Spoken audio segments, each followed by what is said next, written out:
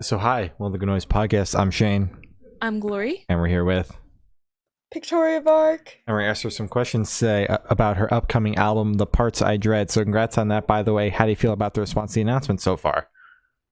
I thank you so much. I'm so excited. It's been such an overwhelmingly positive response. I'm really glad that I'm able to say freely that like the album is coming because for the listeners, last time we had to edit the episode in 3 different spaces. Yeah. I leaked the album when I was not supposed to.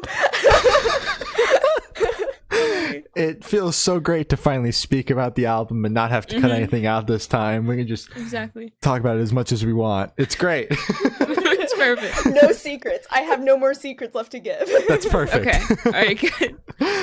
So is there any meaning behind the album title or cover art? Yeah, so the album title comes from Demarest, which is the next single coming out on March 16th. And it in the line in the song, it says like there's more to you than the parts I dread, so like more to someone than their worst parts. But also if you think about parts as like Anthony Bourdain's like Parts Unknown, like it's also talking about geographic place. So kind of using that to talk about both like these physical and emotional places that I'm dreading of exploring, or like so, and that ties with like the whole theme of the album. As for the album art, my friend Danny Sabando did like a beautiful watercolor painting. I don't know if it has like a specific meaning, but I like that it's like an illustrated like portrait of me in a way that's like more detailed than like the one for my first EP. So I think like to also like reflect that like growth and development and like growing clarity in the project, I think is really cool and special. Oh, Cover art is very sick, nice. Yeah. So can you tell us a little bit about your writing process for this album?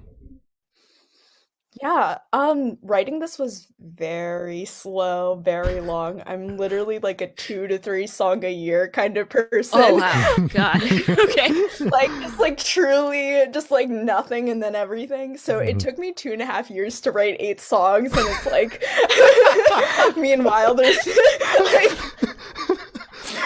I hope the label doesn't expect you to pump out an album next year, because it ain't gonna happen. Yeah, that's not happening.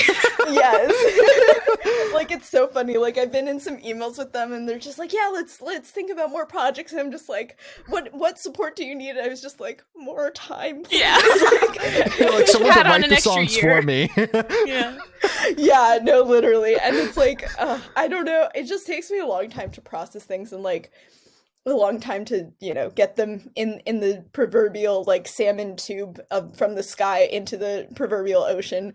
And like, yeah, so it took a long time to just sort it out and write it. But then a lot of writing was just like having lyrics and then having bass lines and then just like matching them separately with a melody and then fleshing out the like production ideas with my band. Yeah, and so that's kind of how all of it came together, very slowly and steadily. Since you write songs so slow, did you have any tracks that you cut off the album, or like was it all the songs you wrote over the past 2.5 years, or what the ones that you put on the album? Yeah, there's like no songs that I cut. Oh my God. My other secret is I Can't Bike is so old that it could have been on the EP that came out in 2018. I think you told us that when we spoke about the song. So like literally like no song was cut. So I'm trying to like not do that for the next one. Like I'd like to have, you know, something to pare down from, but then I don't want that to mean like it's gonna take 5 years instead of write it. So Yeah. Wait, have you started writing yet? I know the album isn't even out yet, but have you tried to get like a jump start on that? Yeah, so I've written some new stuff. They are like, there's a few demos just like out there floating around on compilations of new stuff. But yeah, still like in the process of like trying to write, and like I'm so bad at writing on tour, so it's just gonna be like, yeah, I'm not gonna have anything for 2 months, thanks. Like, Exactly. That's fine. So I want you to tell us your favorite lyric off this album and the meaning behind it. Ooh, so my favorite lyric is actually the one with the album title, but I will choose a different one for this Okay. segment. And ooh, this is a good one. Um, okay, so my favorite lyric that isn't the one with the album title comes from the fourth song on the record, Bloodline 2, and it's like in the second verse. It's I can't explain how I'm acting, hidden in a cover song, and it sounds very like, I don't know, unassuming on its own, but the hidden like Joker meaning in that is also like, I recorded Nothing Feels Good by the Promise Ring as a like Bandcamp bonus cover, like bonus track. So, but in the song, one of the lyrics is I don't go to college anymore, and because I'm like done with school, like the many layers that circle around that, and like I thought about that as I was like um writing and recording that song, that whatever like cover I was going to do for the bonus track was going to have some like connection to my life or the album or anything like that. Oh, very Oh. cool. Mm-hmm. So how did the track list for the album come about? Did you write the opener be the opener, closer be a closer? Did you shuffle it around, see what fits? What was that process like?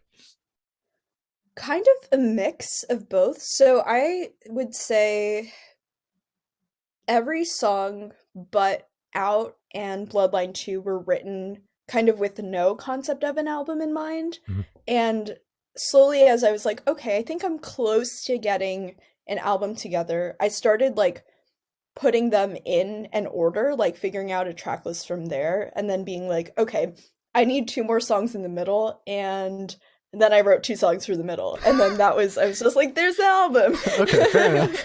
Perfect. Right. Yeah. So we know that this album was written over a course of a couple of years, but if you can remember, would you be able to tell us where your general headspace was at while you were creating it?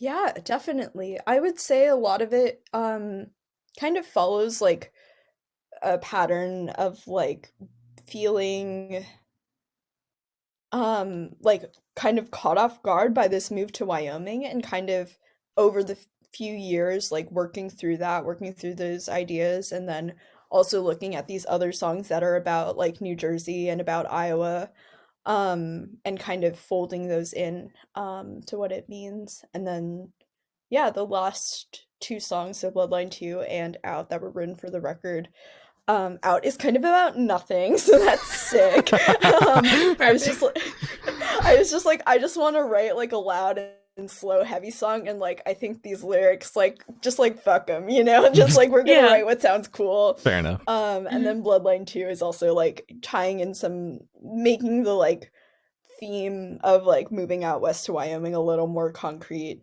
and some of the like familial and like relational ties themes throughout the album a little more clear as well. So yeah. Makes sense. Mhm. All right. Perfect. So how do you recommend your fans to listen to this album for the first time? Do they do it in the car with friends, in the dark with headphones on? Is it a party album, workout album? What do you personally recommend? I would say playing it in a car, like on a long drive from start to finish, is such a good way to listen to the record. I think it kind of follows a really nice arc in that time. And yeah, either with friends or alone, it's a great album to drive to. All right. Perfect. So this one should be super, super quick. Off the top of your head, I want you to describe this album for new listeners in 3 words, no more, no less. No more and no less. Here we go. It's dynamic. Okay. It's unexpected, and it's Ooh. very lyrical. There you Lyrical go. as one word. Very good. All right. Yeah. That was perfect. So in that same train of thought, is there a certain feeling or emotion you want your listeners to have while going through the album? Nothing specific. I would like listeners to take what they take from it, and remember that like home doesn't have to be like one place or a place, and it can be kind of like whatever you want it to be. I like that. That's good. It's very wholesome. God, all right. Yeah. Yeah, I want for my next album to like turn into like have my heel turn and just be a complete villain. So Oh, I love that. establishing Yeah. So what is your favorite memory that you made while creating this album? That's a good question. Honestly, like recording it was so fun. Recorded it with my friends Gavin, Kane, and Jason Ross over January 2021, and it was like my winter break of college, and we basically woke up every day at 9, hopped on Zoom, and then to check in, and then we went and recorded all the stuff, uploaded the files, and really treated it like work, which was so cool to like do that with my own music in the time that I had. So you recorded That's really this whole thing like socially distanced from everyone? Yes, so we all recorded in our separate homes.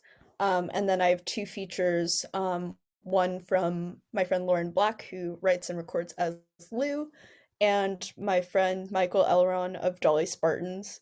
And yeah, everyone just like uploaded stuff to like a Google Drive and stems, and then Gavin mixed all of it. So we never met in person to record any of this record. Okay. Wow. That's cool. Impressive. Yeah. Yeah. So picture this, you're on tour, you're at a gas station for a rest stop. What is your snack of choice?